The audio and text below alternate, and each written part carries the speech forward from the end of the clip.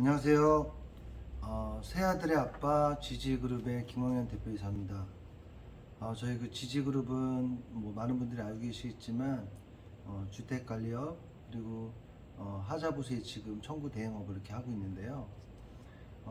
유튜브를 통해서 이렇게 보다 보면 좋은 빌라를 찾는 방법 뭐 해서 이렇게 찾아보면 부동산에 관련되어 있는 뭐 집값이 오르고 내리고 뭐 이런 부분으로만 많이 영상을 찾을 수 있고, 실질적으로 빌라에 대한 실무적인 경험을 통해서 이제 발생되는 그런 좋은 빌라를 찾는 방법은 찾아보기가 좀 쉽지 않은 것 같습니다. 그래서 제가 이제 주택관리업을 통해서 또 하자보수 예치금 청구 대행업을 통해서 이렇게 수백 군데 건물들을 이렇게 보면서 느꼈던 좋은 빌라를 찾는 방법에 대해서 실무적인 이야기를 좀 드리고자 합니다. 사실 이제 대본 없이 이렇게 하다 보니까 경험이 많지 않아서 부족한 점이 많을 텐데, 이런 부분은 조금 양해 부탁드리고요. 제가 좀 진솔하게 한번 오늘 첫 번째 시간 좋은 빌라를 찾는 방법 1탄에 대해서 한번 이야기를 좀 드리고자 합니다. 물론 이제 제가 본 시각에서 이야기를 드리는 건데, 저도 뭐 빌라에서 거주를 해보고 여러 번 어떤 경험을 해봤기 때문에 아무래도 실질적인 어떤 좋은 빌라 찾으실 때 제 이야기를 참고하시면 좋을 것 같습니다.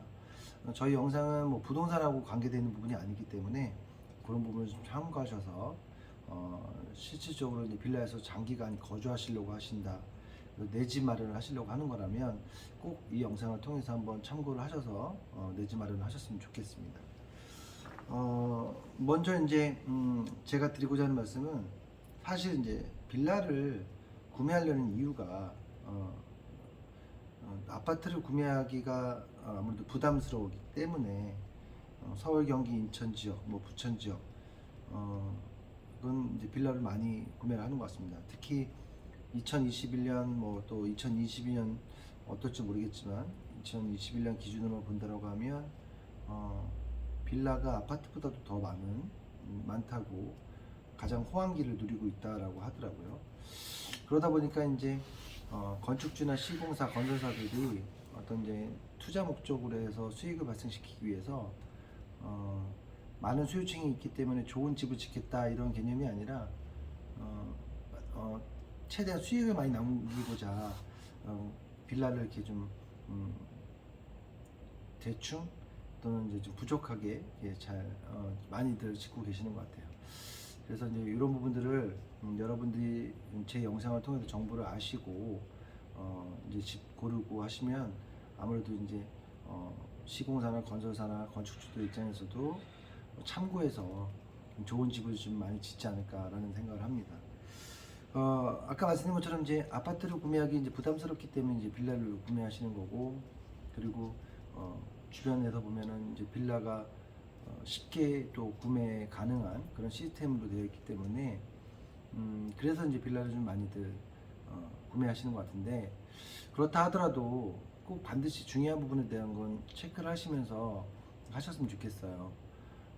특히 이제 가장 중요한 부분이 내가 이제 신용도라든가 어떤 수입이라든가 이런 부분이 좀 부족함에도 불구하고 1금융권이 아닌 신탁을 통해서 이렇게 구매하시는 분들이 많더라고요. 이게 무슨 말인가? 신탁이 뭐지? 이런 분들도 꽤 많으세요. 제가 이제 주택관리업을 하고 또 이제 하자 보수 청구에 대한 업무를 하다 보니까 정말 많은 입주민들을 만나게 되는데, 사실 이제 신탁의 개념을 잘 모르시는 경향이 많더라고요. 먼저 이제 신탁입니다. 신탁을 통해서 집을 구매하는 건 저는 절대 반대를 합니다. 그 이유에 대해서 한번 좀 설명을 좀 드릴게요. 첫 번째로는 이 신탁을 구매한다는 것은 1금융권에서 대출이 불가능하기 때문에 보통 통상적으로 이렇게 거리 다니시다 보면은 현수막으로 뭐 실입주금 뭐 500만 원부터 1000만 원부터 이렇게 빌라 광고 많이 하죠. 그렇게 해서 이제 방문을 하셔서 상담을 하시는데, 물론 이런 이제 빌라를 구매하시려는 분들이 더 이상 이사 다니기도 힘들고 집값은 너무 계속 오르니까 빌라라도 내 집 마련해 가지고 좀 대출이자 내가면서 어렵게라도 내 집 마련을 좀 이번 기회에 해야겠다 이런 분들이 다수이실 거거든요. 그런데 막상 가보면 이 신용도보다 높은 금액으로 이제 대출을 해주겠다라는 부분이 상당수입니다. 거의 제가 이렇게 보면은 지역에 따라 약간씩 다르긴 한데 많은 곳은 한 90% 이상이 오시는 이제 실제 빌라를 구매하시는 분들이 신용이 안 되시는 분들이 다수예요. 그래서 이제 실질적으로 계약금만 걸어놓고 계약이 파기되는 경우도 상당히 많이 있는 거죠. 그런데 이제 이런 빌라를 팔아야 되는 분양 사무실 입장에서는 아무래도 이제 신용이 좀 떨어지신 분들을 잘 잡아야지만이 많은 집을 판매할 수 있기 때문에 어떤 개념으로 하는 거냐면 1금융권이 아닌 새마을금고라든가 수협이라든가 이런 2금융권, 3금융권을 통해 가지고 신탁으로 집을 구매하는 방식을 합니다. 왜냐면은 이제 1금융권에서는 물론 이제 정책에 따라서 매년 달라지기도 하겠지만 뭐 많이 돼봐야 빌라이기 때문에 뭐 70%, 80% 이런 대출이 진행이 되죠. 그런데 이제 그 이상의 금액, 그러니까 뭐 1억짜리 집인데 신용상으로는 뭐 예를 들면은 6천만 원밖에 대출이 안 된다라고 하면 4천만 원이 있어야 되는 건데 4천만 원이 없거든요.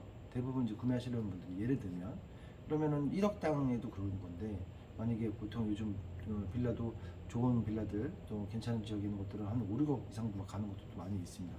그런 기준에 따라서 보면 사실은 택도 없는 이야기가 됩니다. 그런데 신탁을 통해서 우리가 대출 가능하게 해주겠다 하고 이제 신탁을 통해서 이제 대출이 진행이 되는데 이 신탁의 개념은 뭐가 다른 거냐면 되게 위험한 부분이 예를 들면은 이제 1금융권에서 대출을 받아서 만약에 대출을 갚지 못하셨다 하더라도 경매로 넘어가는 시간도 있고 그리고 또 거주를 하고 계신 분하고의 어떤 그 경매 낙찰자가 협의를 봐야 되는 시간도 있고 또 보상도 있고 뭐 여러 가지 그런 부분들이 있는데 신탁 같은 경우는 그냥 쫓겨나다시피 되는 그런 상황이 벌어지는 거거든요.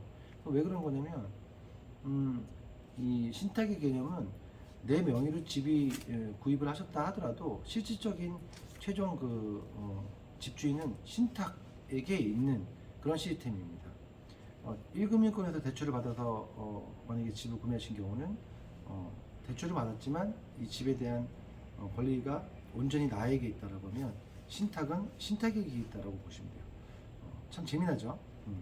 그래서 이제 이 부분은 제가 전문은 아니기 때문에 대략적인 것만 말씀드린 거니까 한번 온라인 통해서 이렇게 확인해 보시면 제가 말씀드린 부분이 어떤 부분인지 좀 아실 것 같고요. 오늘 주제하고는 좀 벗어나는 이야기니까. 그래서 이제 신탁으로 대출을 받아서 빌라를 구매하는 거라면 절대 안 된다. 그렇게 되면 지금까지 냈던 원금이나 이자까지 모두 날리고 만약에 중간에 이자를 납부하지 못하고 연체가 계속 발생하고 그랬을 때는 쫓겨나는 수도 발생할 수도 있다라고 보시면 돼요. 그래서 저는 신탁으로 무리하게 집을 구매하는 거는 빌라를 구매하는 거는 큰 아주 문제다. 그래서 첫 번째로 말씀드릴 게 신탁으로 집을 절대 구매하자라는 말은 하지 말라는 말씀을 좀 드리고 싶습니다. 그리고 또 하나는 이 상가주택이라고 해가지고 보통 이제 1, 2층이나 1층이나 뭐 3층까지 최대 뭐 이렇게 상가들이 있고요. 음식이라든가 뭐 식당이라든가 뭐 서비스업 종사하는 이런 분들이 계시고 그 위로 이제 집이 있죠. 보통 이런 곳들을 이제 상가주택이라고도 하는데 이 상가주택은 통상적으로 보면은 공동주택에 해당되지 않는 경우들이 되게 많습니다. 물론 이제 정확한 거는 구매하시기 전에 이제 건축물 대장을 통해서 확인을 좀 해보실 필요가 있고 특히나 이제 신축 빌라라고 하면 이게 공동주택인지 오피스텔인지 이걸 좀 잘 구분하실 필요가 있습니다. 왜냐 이 오피스텔이라든가 또는 공동주택이 아닌 뭐 다른 용도로 되어 있는 이런 오피스텔로 되어 있다라고 하면 특히 상가주택이 그런데 이런 데는 하자 이행 증권이 발행되어 있지 않기 때문에 만약에 이제 집에 하자가 발생을 하셨다라고 하면 이 하자를 이행받을 수 있는 방법이 상당히 어렵다라고 보시면 됩니다. 제가 이제 이 부분은 전문이기 때문에 좀 더 깊이 있게 말씀드리면 우리나라는 크게 서울보증보험과 건설공제조합으로 이렇게 나뉘어져 있고요. 특히 이제 건설공제조합으로 가입되어 있는 주택은 하자 이행을 받는 게 하늘의 별 따라기라고 생각을 하시면 됩니다. 특히나 이제 1군 건설사에서 지은 아파트가 아닌 뭐 오피스텔, 뭐 공동주택, 빌라 이런 거라면 그냥 거의 99.99% 하자 이행 받는 게 상당히 어려운 게 국내 실정입니다. 자, 그러면 서울보증보험은 뭐 괜찮은가? 그렇지 않습니다. 서울보증보험도 가입돼 있다 하더라도 하자 이행 받는 게 그렇게 쉽지만은 않습니다. 최선이 뭐냐면 하자 이행 증권상 발행되어 있는 금원을 찾아서 전체 입주민들이 하자 이행을 받는 건데, 그것도 턱없이 적은 금액으로 되어 있기 때문에 아무래도 이제 이행받는 게 그렇게 쉽지만은 않거든요. 그런데 만약에 이제 상가주택을 했다 그러면 거의 대부분 하자 이행 증권 자체도 없기 때문에 아무리 입주하실 때 사전 점검을 하셔가지고 하자 있는 점좀 확인하시고 입주를 하신다 하더라도 그 이후에, 그러니까 입주하시고 뭐 6개월, 1년 뒤에도 하자가 없다는 보장이 없거든요. 그 이후에 이제 많이 발생하는 부분들도 많이 있기 때문에, 그래서 저는 상가주택은 아닌 것 같다라는 말씀을 좀 드리고 싶고요. 이런 부분들을 좀 참고하셔서 뭐 물론 이제 투자 목적으로 내가 실거주하는 목적이 아니라고 하면 이야기는 좀 달라질 수 있겠죠. 그래서 상가주택은 피하셔라 라는 말씀을 좀 드리고 싶고, 그리고 또 한 가지는 이 나홀로 아파트라고 해가지고 좀 이제 작은 빌라하고는 다르게 규모가 어느 정도 있는 한 동짜리 아파트라고도 많이 하시거든요. 이런 데를 보실 때 어떻게 보셔야 되냐면, 전 세대가 공동주택으로 되어 있다라고 하면 다행입니다. 그런데 그런 경우는 거의 없어요. 대다수가 어떻게 되냐면 뭐 1, 2호 라인은 뭐 오피스텔, 그다음에 이제 3, 4호 라인은 아파트 이렇게 되어 있거나, 아니면 1, 2, 3호 라인은 오피스텔, 4호 라인은 아파트 이렇게만 되어 있는 경우도 많습니다. 그래서 이거 확실하게 하셔야 됩니다.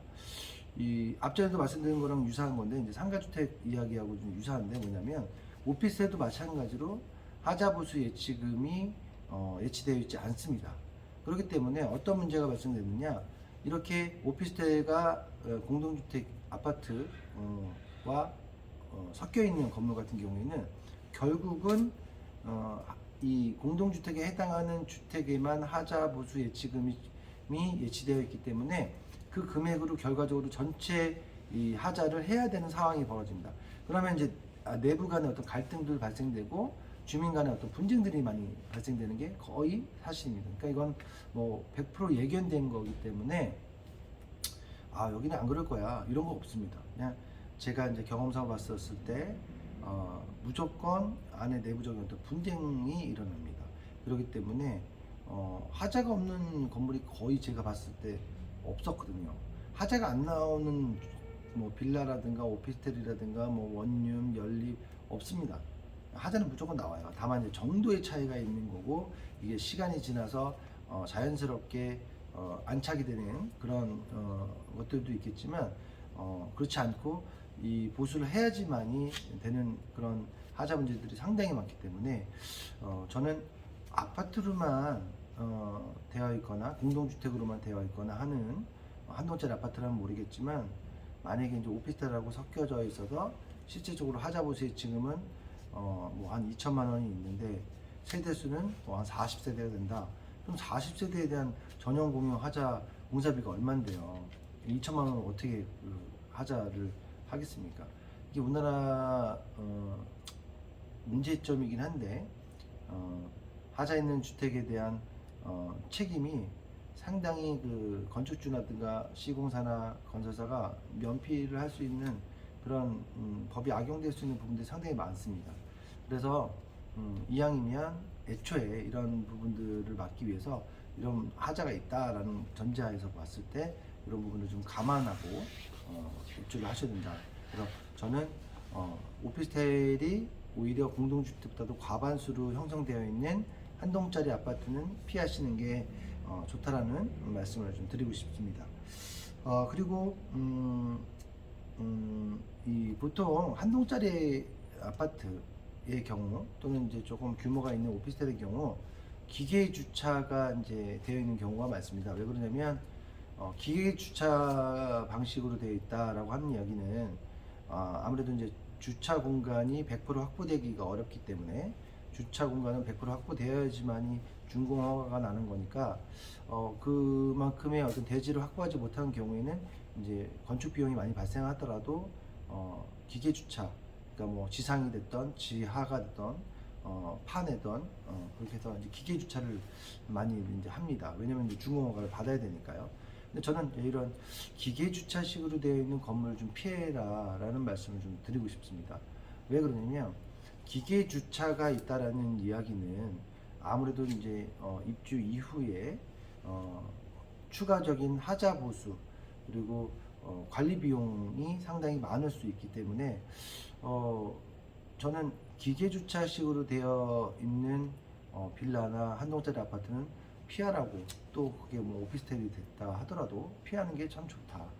아니면은 기계 주차가 정말 뭐 성능이 좋고 좋은 회사의 제품이고 뭐 어떤 서비스 내용들이, 관리 서비스가 앞으로 몇 년은 뭐 이미 보장되어 있거나 이런 것들이 좀 있다라고 는 모르겠지만, 웬만큼 이제 기계 주차 같은 경우에는 하자가 발생했을 때 하자 보수 비용이 상당히 많이 발생해서 차후에 이제 관리 비용이 많이 청구될 위험이 있기 때문에 저는 기계 주차는 좀 빌라라든가 한동짜리 아파트 상가는 피하라는 말씀을 좀 드리고 싶습니다.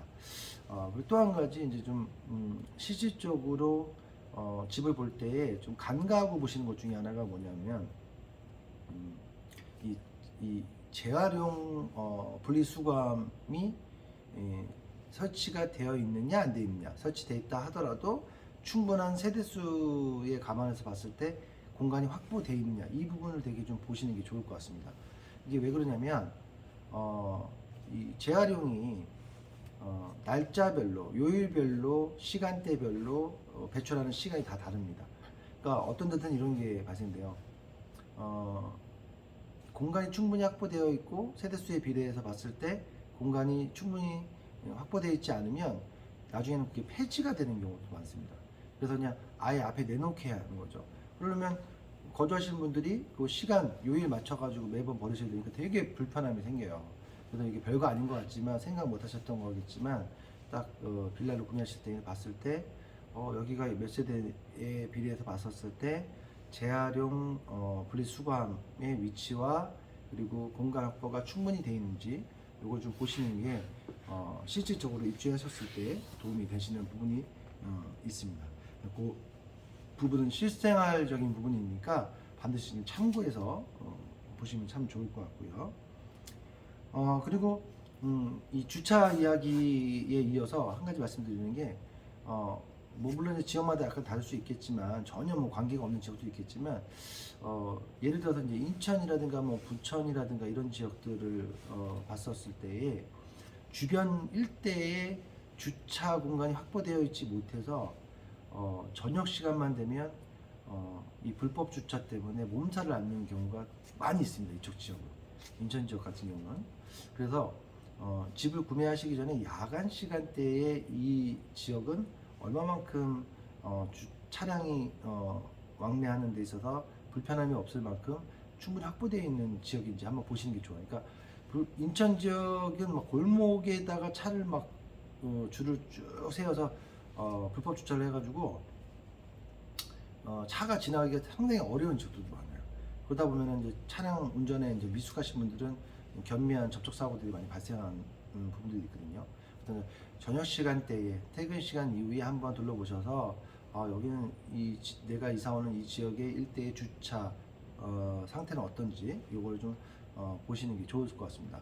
그리고 특히나 이제 내가 입주하는, 만약에 좀 상태가 안 좋다라고 한다라고 하면 물론 이제 좀 피해야 될 부분이 있겠지만 그래도 뭐 다른 부분이 좋다라고 했을 때는 적어도 그러면 주차 차단기가 설치가 분명히 되어 있어야 됩니다.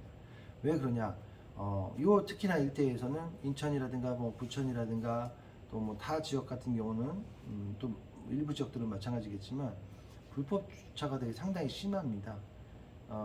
서울 같은 경우에는 이 사설 주차 단속 회사들이 있어서 아주 그냥 뭐 발빠르게 불법 주차가 발생되면은 견인해가고 뭐 이런 부분들이 상당히 있는데, 인천은 사설 업체가 없는 걸로 알고 있습니다. 제가 얼마 전에도 인천시청에 확인해 봤을 때 사도 주차가 회사가 없더라고요. 그래서 이제 불법 주차가 상당히 심합니다. 그리고 이제 지자체에서도 이제 묵인하는 경우가 있는데, 왜 그러냐면 주차 공간을 확보해 주지 못했기 때문에. 그래서 이제 묵인하고 그냥 지자체에서 봐주는 경우들이 상당히 많습니다. 인천 지역이, 특히 인천 지역은 그렇거든요. 그래서 이제 이런 주차 주변 일대에 매입하시려는 빌라 건물의 주변 일대의 주차 상황을 반드시 보시고, 또 내 건물의 주차 차단기라든가 외부인 주차가 절대적으로 막아줄 수 있는 그런 차단기와 같은 설치가 되어 있는지, 이 부분을 반드시 확인하셔야 생활하시는 데 되게 불편함이 없습니다. 어떤 경우를 제가 봤냐면 막말로 칼부림 나는 경우도 많고, 막무가내로 남의 건물에다 주차하고 뻔뻔하게 내가 뭘 잘못했냐, 내가 바빠서 세울 수도 있지, 이런 식으로 나오는 사람들이 상당히 많이 있거든요. 근데 그게 이제 막 하루에 한 번, 이틀에 한 번 그런다 그러면 그것도 엄청난 스트레스가 됩니다.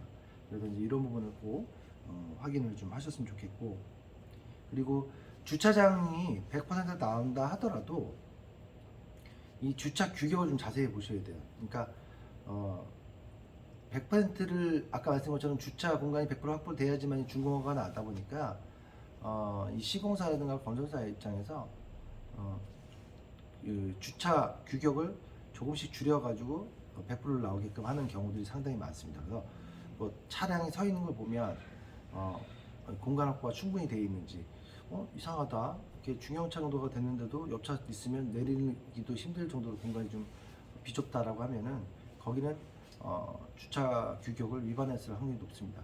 그것도 마찬가지로 생활 속에서 입주민 간에 상당히 많이 부딪히는 부분이에요. 그러니까 주차 공간이 제대로 확보되어 있지 않으면 입주민 간에 또 분쟁이 많이 벌어질 수 있는 위험이 상당히 높다라고 보시면 될 것 같습니다. 그리고 이제 내부로 들어가셔서 구경하실 때, 이제 구경하는 집에서 이제 보실 때 보면은 가장 먼저 이제 좀 보셔야 되는 게 뭐냐면 바로 이제 후황입니다. 인덕션이라든가 이제 뭐 가스레인지로 되어 있고 그 위에 이제 후황이 있는데, 거의 이제 뭐 빌라라든가 나홀로 아파트 이런 데들은 후황을 되게 저렴한 걸 많이 사용해요. 그래가지고 실질적으로 후황이 상당히 좀 성능이 좀 떨어지는 경우가 많습니다. 그래서 티슈를 가지고서 후황을 책으로 키게 하고 한번 갖다 대보시면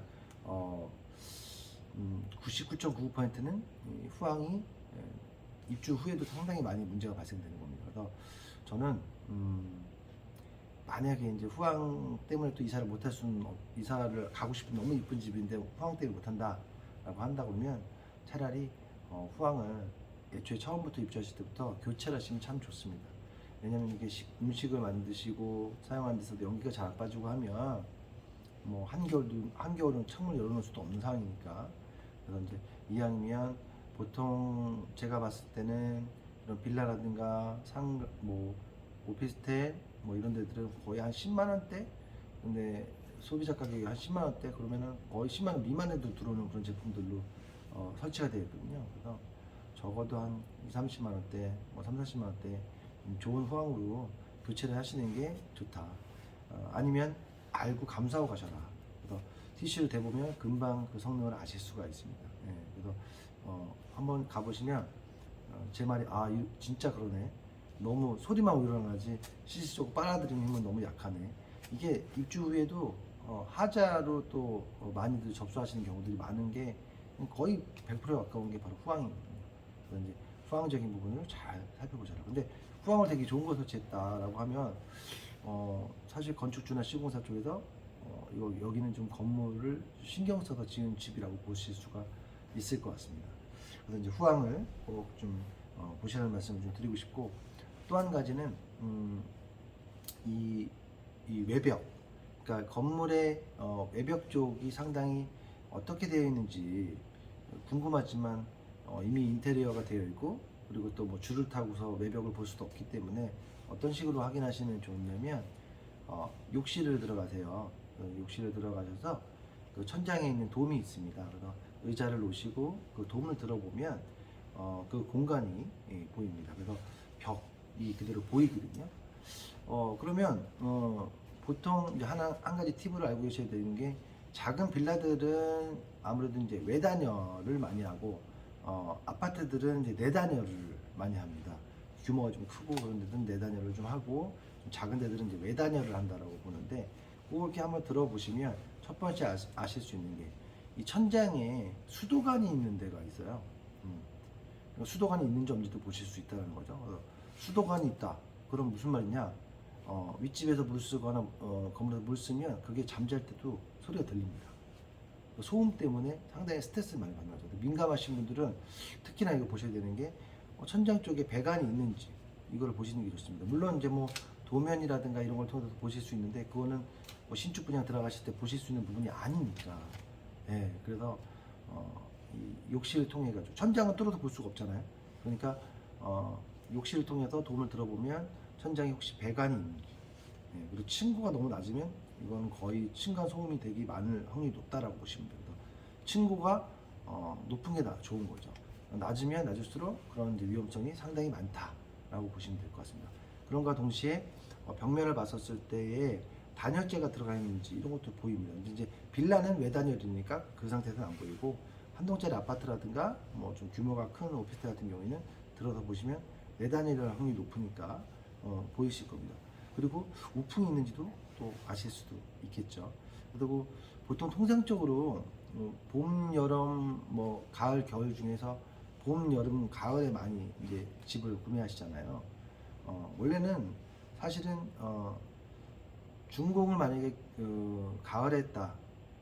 사용 승인일은 입주일이고 준공 허가이라고 다른 거는 사용 승인을 기준으로 봤었을 때 가을 겨울에 사용 승인이 나고 그다음에 이제 봄에 가서 보시면 집의 하자 부분들을 좀 금방 아실 수 있어요. 뭐 심한 경우는 벽면이 갈라져 있다든가 이런 것들도 확인이 가능하시거든요. 근데 이제 보통 봄, 여름, 가을에 분양을 사용 승인이 난 곳을 분양해서 들어가시면 그게 이제 그 당시에는 확인이 안 되는데 입주하고 난 다음에 겨울 날 때 뭐 벽면 타일이 날아간다든가 욕실의 타일이 금이 가기도 하고 그리고 이제 건물 내벽에 금이 가기도 하고 뭐 이런 부분들도 발생되는 걸 확인할 수 있거든요. 그래서 이왕이면 저는 봄, 여름, 가을, 겨울 중에서 이사를 집을 본다라고 하면 저는 사실은 겨울에 보는 게 좋다라고 저는 생각을 해요. 또는 사용 승인일이 가을, 겨울에 나서 봄에 가서 보는 것도 좋고요. 네, 근데 사용 승인이 나자마자 그게 이제 봄이나 여름이나 가을일 때 경우에는 이 집이 겨울에 단열 상태라든가 이런 것들을 확인할 수가 없기 때문에 저는 추천을 드린다라고 하면 겨울에 보거나 아니면은 사용 승인일이 가을, 겨울에 난 거를 봄에 보시는 게 구매하시는 게 좋다라고 말씀을 좀 드리고 싶습니다.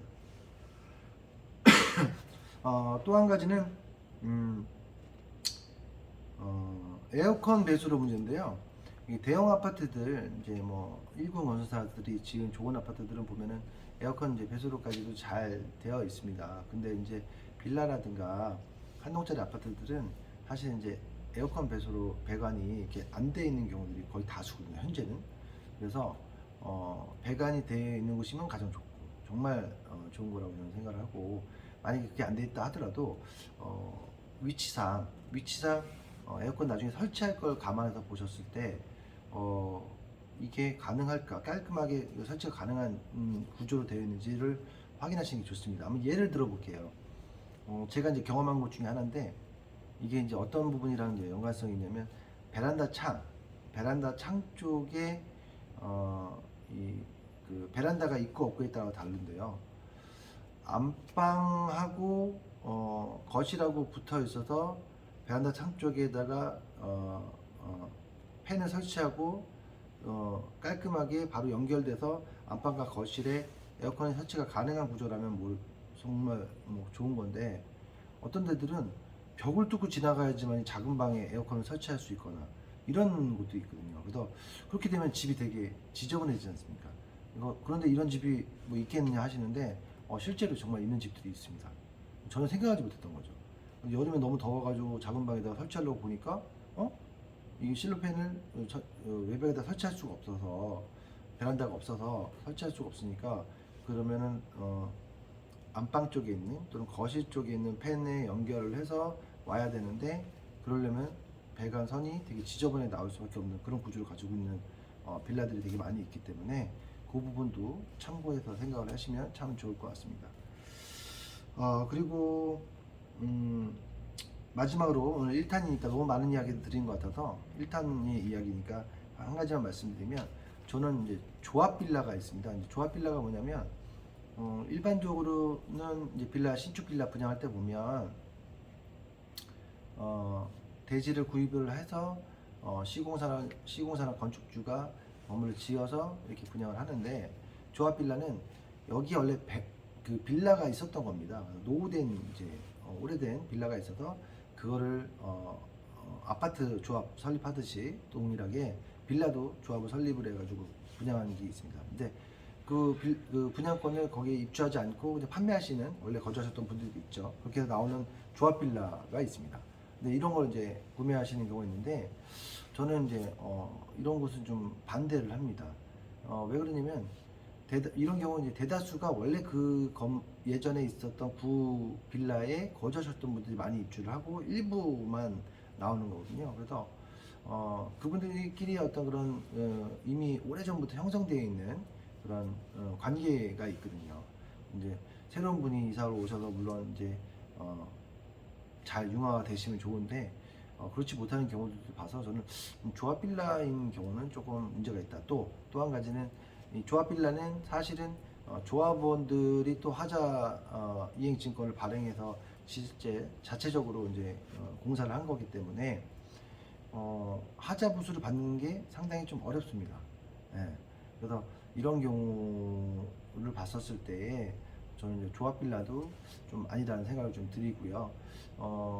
팁을 하나 좀 드리자고 하면, 오히려 뚜벅이라고 하거든요. 그래서 이제 어떤 소개를 받아서 요즘 그 유튜브라든가 온라인 통해서 이제 신축 분양 광고 많이 하고 수수료 안 받는다까지도 해가면서 건축주 분양이다 또 하고 하면서 이제 많이들 이제 모집 광고를 하는데, 사실은 이제 이분들이 전혀 수익이 안 생기는데 그런 일을 할 리가 없겠죠.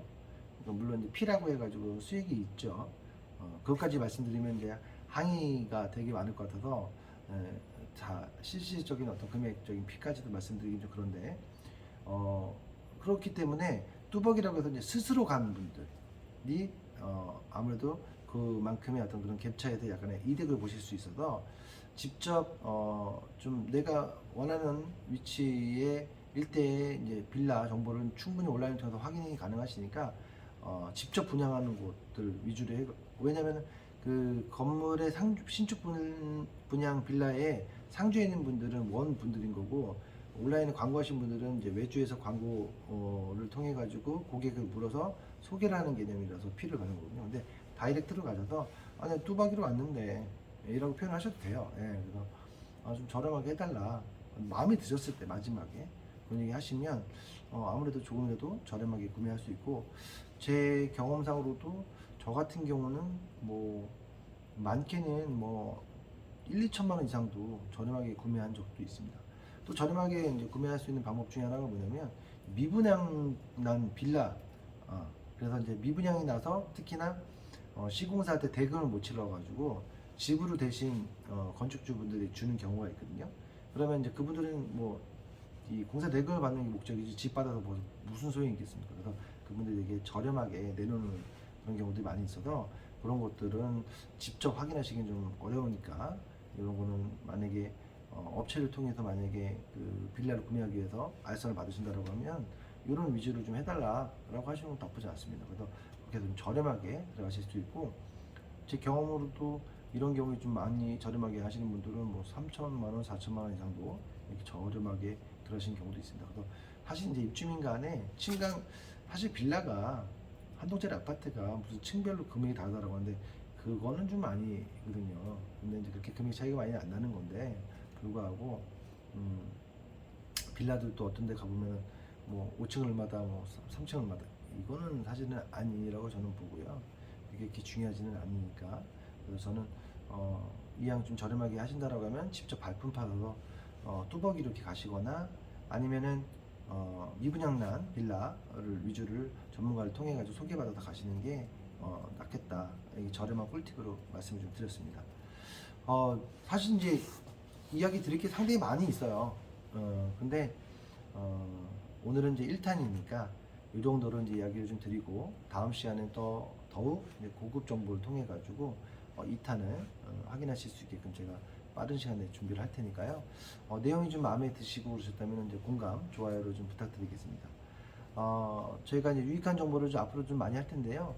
혹시 이제 원하시는 정보, 이 주택에 관련되어 있는 뭐 하자라든가 주택 하자라 문제라든가 주택 관리라든가 이 관련되어 있는 모든 문제, 집에 관련되어 있는 문제들에 관련된 것라면 댓글을 통해서 이런 정보도 좀 알려달라라고 말씀해 주시면 댓글을 좀 확인해 가지고 많은 이제 요청이 있는 그런 자료부터 먼저 영상을 좀 준비하도록 하겠습니다.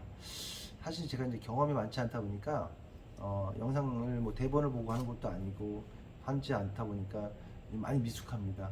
그래서 이제 여러분들이 많이 사랑해 주시면 저도 이제 힘을 얻어서 더 좋은 영상을 많이 찍도록 노력할 거고요. 다음 시간에는 이 좋은 빌라를 구입하는 방법 2탄을 또 빠른 시간 내에 준비해서 영상 올리도록 하겠습니다. 자, 오늘 감사합니다.